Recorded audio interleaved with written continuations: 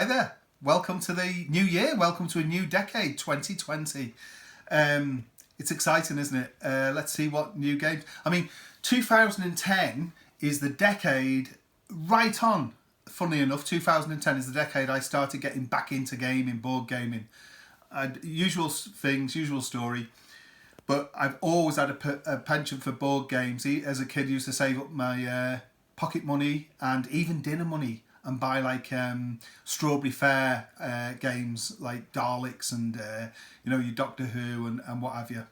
But getting back into the hobby, so it's been 10 full years now and many games later. So I thought it's a good time to put out my top 30.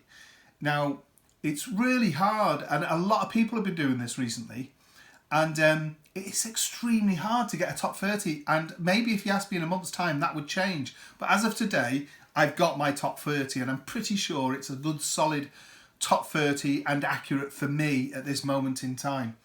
In fact, it's a top 31 because number 30 I couldn't, there was two games and I just couldn't work out between the two which I would disband. And I did do one and then I thought no, and then I was going to change them round, so it is the top 31. So, board gaming's brilliant, isn't it? Do you want to see my top 30? It's just my opinions after 10 years of playing games. And I have games, I have brilliant games, I know, through the ratings and how other people have rated them. I've not got to play yet. And there's plenty of games I don't own that I've not got to play yet. But we go to several conventions a year. We could do a video just on conventions actually in the UK that we go to. And we actually run one. We run one called SnogCon in February. So yeah, that's a great way of playing lots of different games and games you don't own yourself. But from the games I own myself and the ones I've played over the last 10 years, this is my 31st game of all time. And it is, if I look on here, right, it is, where is it? Here it comes. Feudum. It's a game by Mark Swanson. This was a massive Kickstarter. It really took Kickstarter by storm, as a few titles have now, haven't they? And I'm really glad I got this one. It's the art, I think, is unique. It's what drew me in the first place. I love the whole thing of the world. Donna's not played this. Donna's filming at the moment. She's not played this one. I played this with a group that I game with in Lancashire. And the guy has a copy, Neil, he has a copy of it, and we played it, and it is such a great game. It took us all afternoon till early evening, I think. And I've still got content for this to come. I've got a neoprene mat. I love playing games on neoprene mat. The tactile nature of playing on a neoprene mat, it's easier to pick things up. The colours seem to be so vibrant on these things, and they're just a nice touch for people that like to enhance their gameplay. But Feudum, I mean, the characters, the quality of everything, it's not without its flaws, and that's why, see these maps here I've done. So well, I've made, somebody uploaded the files on the Geek. It shows you the different routes through the air, the little submarine that's in there, and what have you, because they're not too clear on the actual map itself. But the game board and everything else in this game, and this is a meaty game. This is a heavy Euro. I put this into the heavy. But just take a look at this map for a start. The components are just off the scale, but just have a look at this map. It's beautiful. I think so anyway. And that's going to be an extra large neoprene. I'm waiting on that. That was a Kickstarter not long ago for the mat. And also some detailed, nicer minis that are going to be painted or come already painted. But that's a beautiful map, isn't it? And the game is complex. And it's quite interactive in a way because you're relying on other players in these guilds. I think they're called guilds. And there's a push-pull mechanism where stuff from one guild interacts with another. It's such a clever, heavy game, fantastic artwork, and a really clever game with just brilliant components. And it's quite unlike any game I've played before. I'm just trying to see if I've got any. So we've got some nice metal coins and stuff in here. Where's any of the minis? So here's the minis, just to give you an idea. I mean, look there, we got a windmill. These are just for aesthetics, those, but we got like the sea dragon. Got the king there. We got some trees. We got the siren, the mermaid. It's just beautiful components in this game. Really, really nice. So that's my number 31 game of all time. My 31st. Game by Mark Swanson. And that is Feudum. We're on to game number 30. And this is such a good game. It's so good. This is Lorenzo il Magnifico.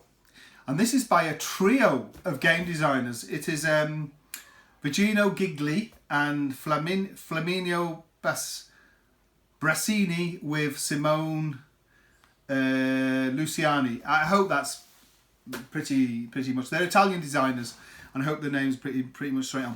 What I love about Lorenzo, now these guys, these trio of guys, they've brought some brilliant titles.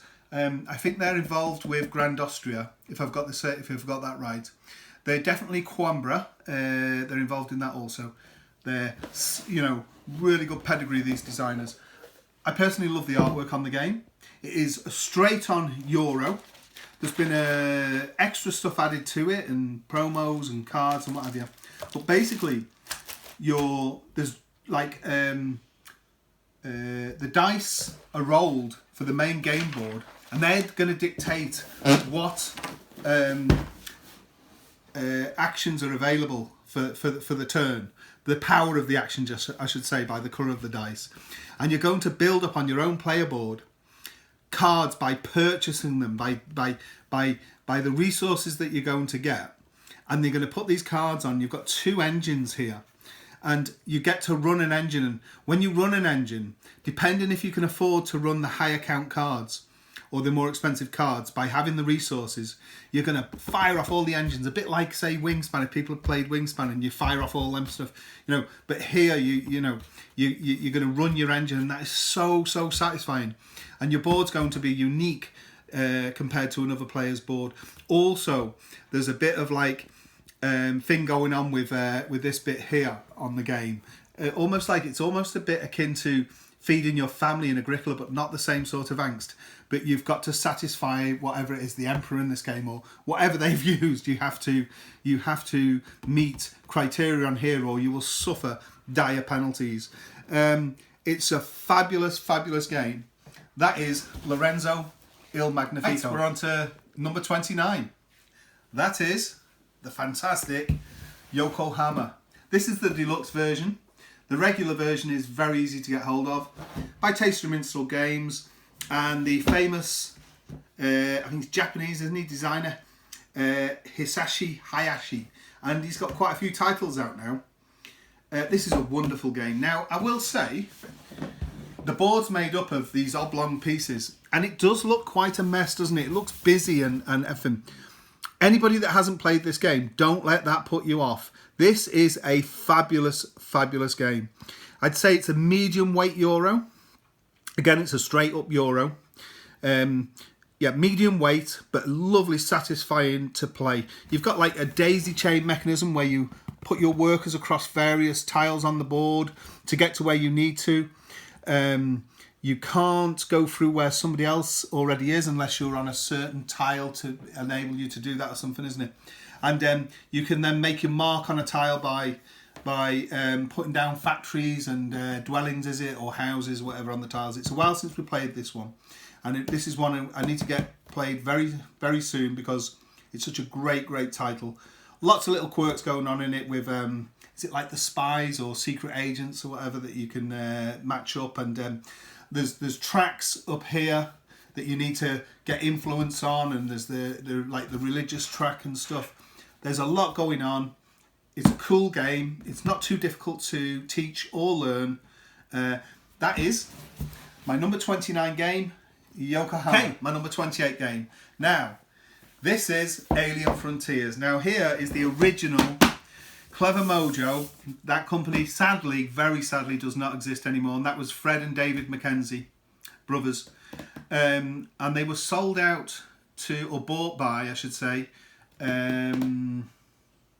they were bought out by Game Salute, and I think either somebody else now owns that company or that company's give itself a different name. I don't believe Game Salute's still going. Anyhow, this was in the great days of Clever Mojo Games. They had some really nice titles. A nice game of art that we play and is just fun is Ogre Castle by them.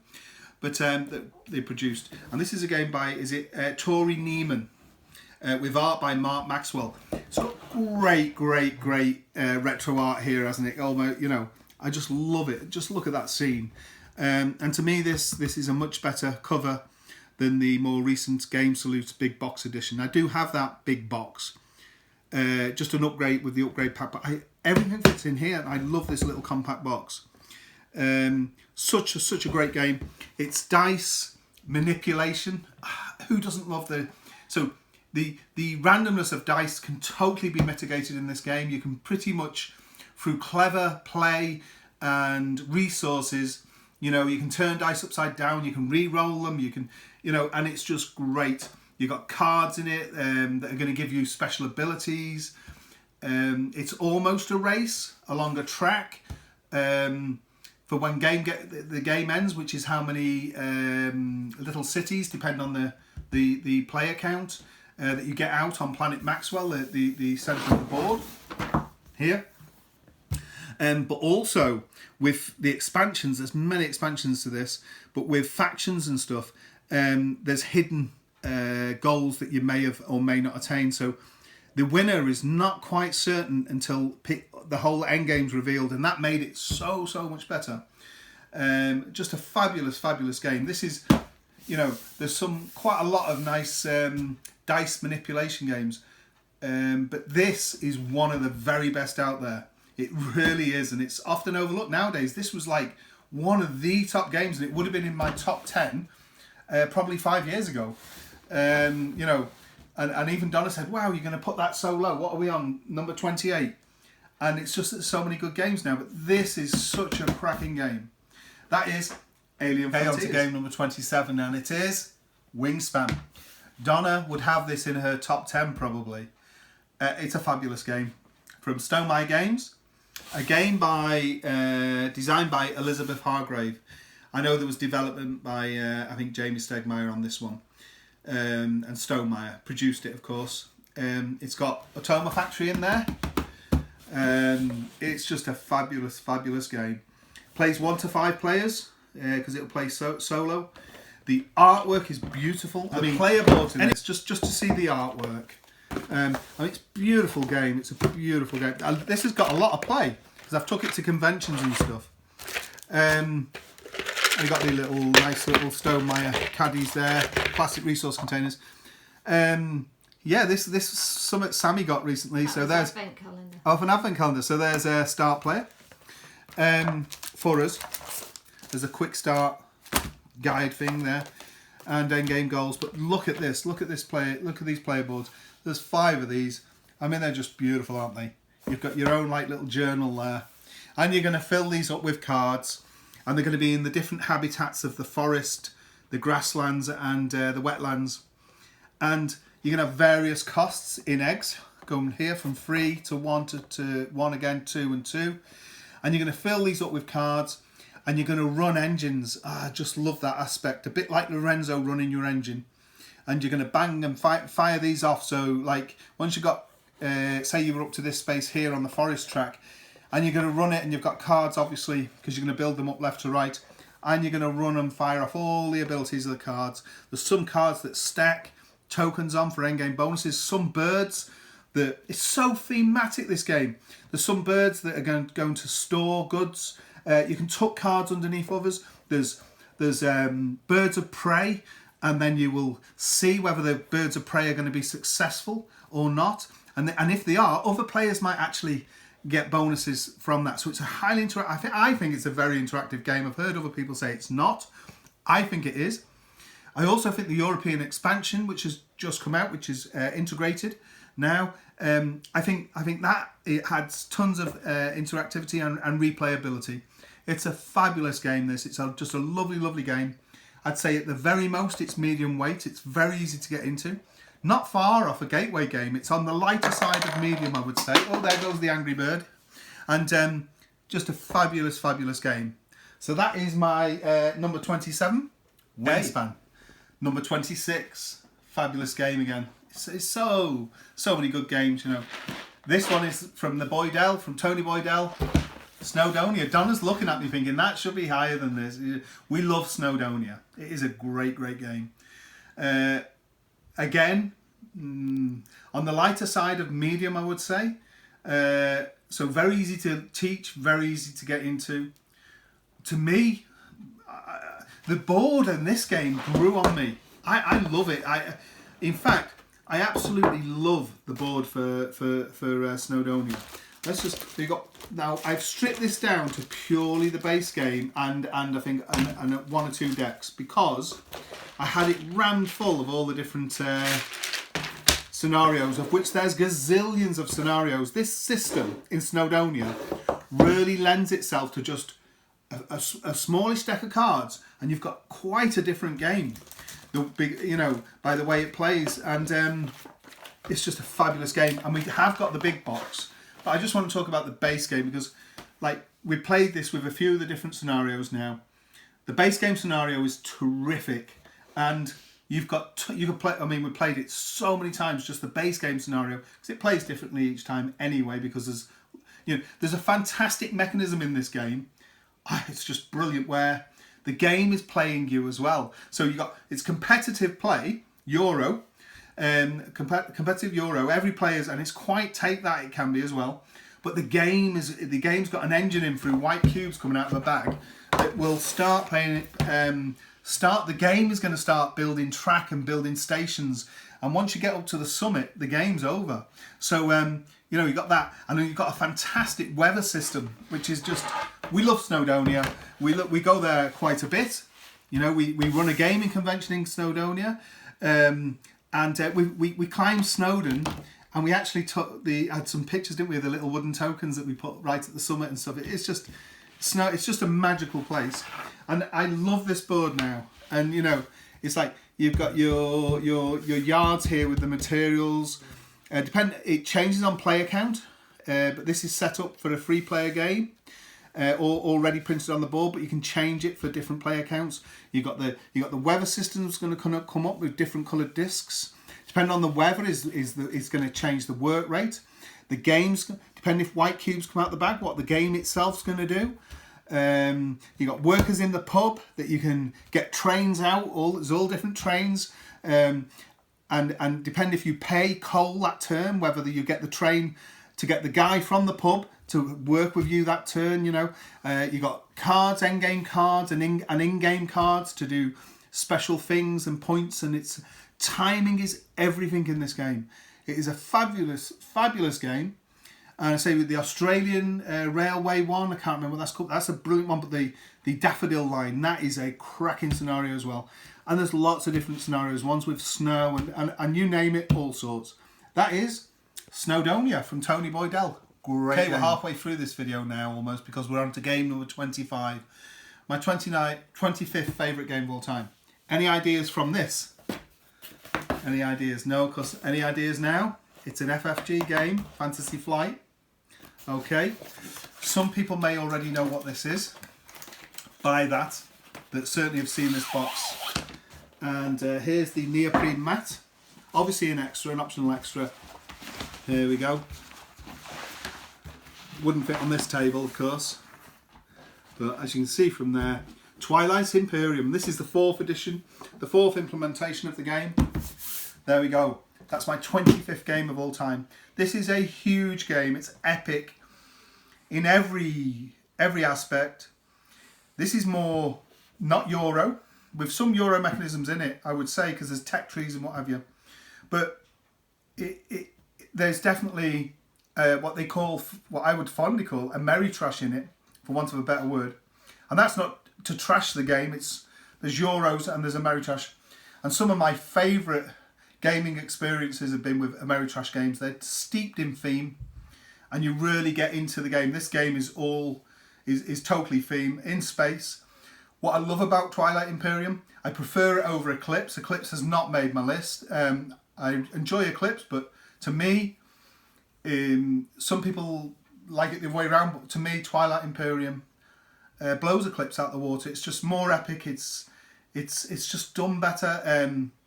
You're building up a tech tree. Your forces. It's not all about war. There's politics in the game. There comes a stage in the game where the players around the table will vote on laws in the game that will change the game. It's on that scale. It's asymmetric races, everybody around the table. Each race will play very differently and have its own unique powers and stuff. And it's just a wonderful, wonderful game. There's exploration in there, conquest, you'll harness resources. It's just fantastic. It's several hours to play. And it's just a beautiful, beautiful game. That is Twilight Imperium, of course, from Fantasy Flight. We've got 4 to go on this first part of the list. We're on to number 24. Theme on this one again. The amazing Darkest Night from Victory Point Games. VPG, Victory Point Games. Now, sadly, I've heard there's some problems with VPG. With the old Victory Point Games. I think there was some sort of merger and then there was some underhand stuff happened. That's all I've read. You can read more on the internet. This is a cracking game. Their motto used to be the little company that can or the little company that does or something. And it's all about the game with them. But this is, for them, a deluxe edition because a lot of their games come in, I've got a few of them and they come in like a pizza box, a red pizza box, fantastic. And bagged, and they used to use lasers to cut their components, and a lot of the boards, certainly in like circus training and stuff, the boards fit together like a jigsaw. Absolutely fantastic, and they smell, and they came with a cloth to clean the soot off from the laser. Just incredible. Darkest Night, it's a long game, but this game has got so much in it, and the design features, like if you're stuck for table space, you could play this game on this board here. If not, you can then fold it out, and play it using the large board. That's just a clever design feature, isn't it? You know, so short table space, everything's here. But if you want it, a grander scale there. And this is a wonderful game. Basically, there's a necromancer, a really nasty necromancer going round, and you've got to defeat him before the end of the game. But the thing is in the blights and the cards and everything. I mean, you know, there's your rules, there's your compendium. I've got some player aids and stuff here. But the artwork on the cards are just phenomenal. It's the big, large tarot cards I'm going to look for. Okay, I think I found them large tarot cards. They're here. They're just wonderful. And right, so here we go. There's so many of them, really good quality. I mean, look at these. This is a dark game. I mean, you got the Spirit Skein there, Circle of Endurance. You see, look, right, Cape of Heroism. And, you know, they're quite involved, these. And there's, it's just lovely. Turning these over, finding what's going to happen. Tons of variability in this game. I mean, tons and tons of it. Amazing amount of characters. All with their own special abilities. Totally asymmetric. All do different things. There's just masses of them. This is a huge game. Massively thematic. It is definitely purely what they would call an Ameritrash game. And we had such a cracking time. We actually played a free player game of this. Look at the dice in it as well. Just wonderful. Over a few nights, didn't we? Do you remember, Donna? Yeah. Adam, friend Adam, still bangs on about this game. It is just a terrific game. From Victory Point Games, a game by Jeremy Leonard. And this is Darkest Night, the big compendium, 2nd edition. Fantastic game. That's it, Darkest Night. Nearly forgot. We have a book here, hardback book, to accompany this game with all the art of Darkest Night. This has got like it's like a rubberized cover on this. Really nicely done. And you can read all the lore and everything else about the characters. Each character in detail and their their effects, the things they can do. It's just a beautiful compendium of book of the game to immerse yourself in the world of Darkest Night. That's number 24. 23rd game of all time is a big one. It's the, well, here we go. Oh, I've got to lift this up. It weighs an absolute ton. Yes, it's Scythe. And there's the legendary box. Oh my God, this weighs a ton. It's so much in this box. This is such a big game system. Pure Euro. Fantastic game from Stonemaier Games. Designer Jamie Stegmaier. Morten Monrad Pedersen is the Automa guy. It's his brainchild, the solo concept of playing games using this Automa system. Absolute fabulous game. Lots of expansions for it. Campaigns like the Rise of Fenris that add to it. You've even got airships that will come into the world, and the world is with the art is by Jacob Rosalski. Amazing artwork. It's just terrific art in this game. There's just so much in here. This is the modular board. I've not opened this one yet, but you know, that will even vary the whole board, and there's new rules and stuff. There's just so much to this game. There's even a giant neoprene map which we have not got. I do have a set of the metal mechs, one set of those that are really, really nice. Just a fabulous worker placement, exploration, resource management, hidden goals, you know, in these cards here that you will accomplish. There is some combat in it using a neat mechanism of combat wheels and cards, combat cards. It's just a fabulous game. Really, really nice Euro game that can accommodate, I believe, up to 7 players now. That is Scythe. We're on to number 22. This is a fabulous game. And at first time designers, Fallen Land post-apocalyptic game. Okay, bit of a homebrew thing going on there, but this is an amazing game. It's a long game. Again, my friend Adam, this one, he keeps mentioning it. He's mentioned this many times, wants to play it again. I want to play it again. But it's one of those games I'm going to have to get my head back in the rule book. There's lots of little rules to it. But it's in a post-apocalyptic world. Even though it's in a compact box, this will fill 2 of these tables once it's out, you know. It is just a fabulous game. There's a lot going on here. It's all in the cards. The guys that have developed this game, they put so much into it. It's incredible. It really is incredible. Lots of asymmetric like bands of characters and stuff. You know, this is Mad Max on steroids. This game, and I've got some upgraded components from the Stonemaier Games there, but and some more component trays in here. So a lot of my game is split up over a few. We've even got, look, a start player token there, and a nice one I made. That's how much we love this game. There's a bit of dice chucking in there, of course, but all the cards, are they in this? I think I put them in this box here. Yes, they're all in here. I made wooden tokens for it. We love it so much. And then look at these cards. There's literally, when I say thousands of cards, there's thousands of cards in these games. In this game, I should say. And, you know, depending on what terrain you're on, there's action cards, but spoils cards. There's different cards you'll pick up if you're in the mountains, if you're in the wastelands, if you're in the plains. And then, like let's say you're in the plains with your group of people, and you know, you pick this card, so you have to pick it.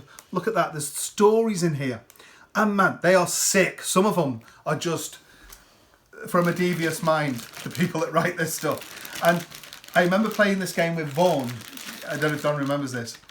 And we were doing quite well. And his whole party, he was in the mountains, and he had to draw a card. And you read through the story, and I think we had it. I don't know if it was in the. Can't remember if it's in the rule book. But we had it so the player to your left would read the story for you, and he drew this card, and I remember reading it out to him, and his entire party had a choice, but they found this lift, and he chose that his whole party was going to go in this lift in the mountains. In a cave was a lift, and his whole party goes into this lift, and depending on his dice rolls and stuff and his abilities, what would happen. And in this lift was a lever, and they pushed the lever, and it entombed them. His whole part, they're still there. They, the remains of them. He was wiped out. He was gone. His party was gone. They entered this lift, and so they decided to pull this lever, and that was them done for.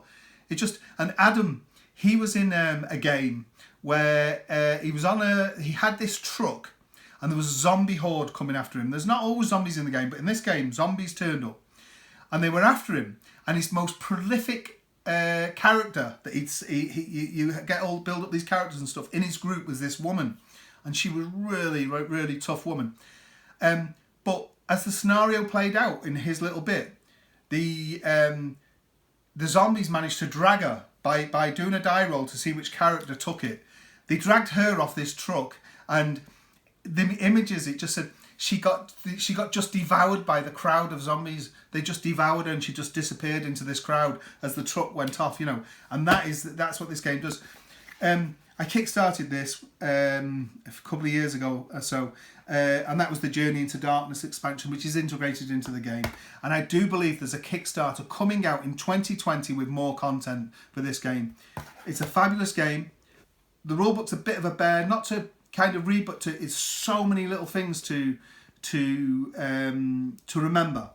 But a fabulous post-apocalyptic board game. Certainly the best post-apocalyptic themed board game I played. It's Ameritrash. It's fantastic. It will leave you thinking about it days after. That is... Oh, and the designers of this game, it's John, isn't it? John Longren. John Longren and Sean Cahill, or Carhill. But John Longren, he is a prolific... He is on everything. He lives and breathes this game. And super friendly guy. And I say they're putting a Kickstarter out in 2020. Amazing game. Fallen Land, a post-apocalyptic board game. Okay, the final game to finish off this video. My 21st game of all time is a fantastic game. Tales of the Northlands, the Sagas of Noggin the Nog. This is a game by Nick Case, British designer. Played it quite a few times, and this is quite a long game. It is a Euro. I say, is it completely Euro? Yes. I would say it's mainly Euro. And it's heavy. This is quite a heavy game. Now, it does have a family version in it. Anybody in the UK of a certain age is going to remember Noggin the Nog. Fantastic cartoons. If not, check them out on YouTube. But I think this is done well, quite well in the States. There was some call, for this game. It's quite unique. Fantastic artwork. Peter Furman invented Noggin the Nog. He sadly passed away. I think it was last year that he passed away. And it's all original art in this game, and he was part of the journey of this game. And Nick Case got all his rubber stamping for doing this, and it was Peter Furman that wanted a family version of this game, which is a small, you can play with younger players, and he insisted on that. But in this is a real gamer's game. That's what I love about it, and it's a heavy game, with a brilliant theme, and you're completing sagas. And the sagas are actually I think they're full-length cartoons from the series, and it's just a lovely game. It's worker placement, resource management, upgrading your own little board and what the stuff you can do. It's just fantastic. There's a great wheel here, where it's time, isn't it? It's time spent going around this wheel. It's just, you've got Naughty Noggin the Nog, who will basically, he can hold people hostage almost. He can stop play wherever he ends up, and it's just a fabulous game. I should quickly show you the board in this game, because it's just wonderful. Beautiful artwork throughout. This is something different, this game, I would say. that was the blurb for the Kickstarter. Look, it's just nice. Oh yes, and there's a company, the Little Soldier Company on the net, and they make lots of little like pewter miniatures and stuff, but particularly for Noggin the Nog, and they made this set purely for this game, Sagas of Noggin the Nog. There we go. There's a little thank you on there, but and there they are. There's the characters that can play in this game. You know, I mean, really, they need painting up, but it's just a wonderful, wonderful experience. This is. I mean, you can do also. You can even go fishing, and depending on chance, you could pull up a pair of old boots, or one fish or two. I think maximum of 3 fish that you can use in resources. Lovely tiles with lovely artwork, player boards, indentated player boards, huge tarot style cards of the sagas that you can complete, and you complete them cooperatively between you, but it's not a cooperative game. It's just fantastic, and the board itself, huge board. We actually played this at SnugCon last year, and it's just lovely. Look at that. There's so many areas, so much going on here. There's the lake to go fishing, and there's a forest and what have you. It's a fabulous, fabulous game. And all off the board, you have these sagas that you complete. I mean, just look at it. That's the box front, which I just think is just lovely, isn't it? So it's done like a book almost. It'd be a big book, wouldn't it? That is my 21st game. I hope you've enjoyed it so far. I'm hoping there's some games on here that you've not heard about and that maybe now you're interested. If you know, I'm hoping that's the case. Please leave some comments below if that is the case, and I hope you enjoy this content. That is my 21st game of all time. I will be putting out number 20 to number 11 shortly, but for now, that's my 21st game. That's Tales of the Northlands, The Adventures of Noggin the Nog by Nick Case.